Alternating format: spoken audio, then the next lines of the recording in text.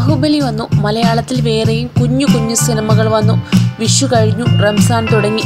പക്ഷേ ഇപ്പോഴും മമ്മൂട്ടിയുടെ ദ ഗ്രേറ്റ് ഫാദറും വിജയകരമായ പ്രദർശനം തുടരുന്നു. മലയാളത്തിലെ മറ്റൊരു കളക്ഷൻ റെക്കോർഡ് കൂടി ഇതാ ഗ്രേറ്റ് ഫാദർ തകർത്തിരിക്കുന്നു. മമ്മൂട്ടിയെ നായകനാക്കി നവാഗതനായ ഹനീഫ് അദേനി സംവിധാനം ചെയ്ത ദ ഗ്രേറ്റ് ഫാദറിൻ്റെ പുതിയ കളക്ഷൻ റിപ്പോർട്ട് മോഹൻലാൽ ഫാൻസിനെ ചൊടിപ്പിച്ചിരിക്കുകയാണ്. അതെ, ദൃശ്യത്തിൻ്റെ റെക്കോർഡ് ഗ്രേറ്റ് ഫാദർ പൊട്ടിച്ചു.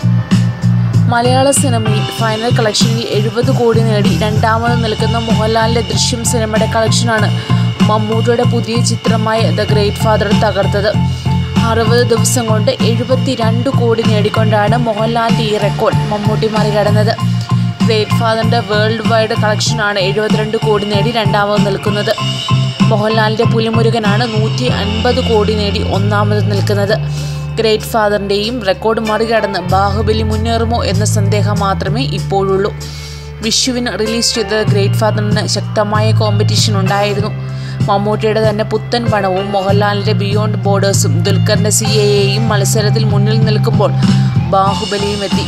എന്നാൽ ഗ്രേറ്റ് ഫാദറിനെ തകർക്കാൻ മാത്രം ആർക്കും കഴിഞ്ഞില്ല. കലികാല പ്രശ്നങ്ങൾ ചർച്ച ചെയ്യുന്ന ചിത്രത്തെ കുടുംബ പ്രേക്ഷകർ ഇരുകൈയും നീട്ടി സ്വീകരിച്ചു. എന്നാൽ ചിത്രത്തിൻ്റെ പേരിൽ വരുന്ന കളക്ഷൻ റിപ്പോർട്ടുകൾ കള്ളക്കണക്കാണെന്ന് ചിലർ പ്രചരിപ്പിക്കുന്നു. എന്നാൽ നിർമ്മാതാക്കൾ ഇത് നിഷേധിക്കുകയും വ്യക്തമായ കണക്കുകൾ പുറത്തുവിടുകയും ചെയ്തു. കൂടുതൽ ചലച്ചിത്ര രംഗത്തെ വാർത്തകൾക്കായി സബ്സ്ക്രൈബ് ചെയ്യുക മലയാളം ന്യൂസ് ടൈം.